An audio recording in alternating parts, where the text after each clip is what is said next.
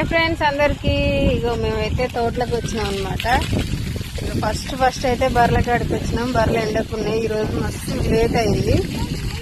నిన్న 10 గంటలకు 10:30 సరికి వచ్చాయి తోటలకి. ఈరోజు అయితే 11 అయిపోయింది.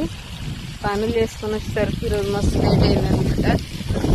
బర్రెలను అయితే మంచిగా ఇంతసేపు ఎండకున్నాయి కదా, మంచిగా చల్లగా చేద్దామని అయితే కడుగుతుండ్రు.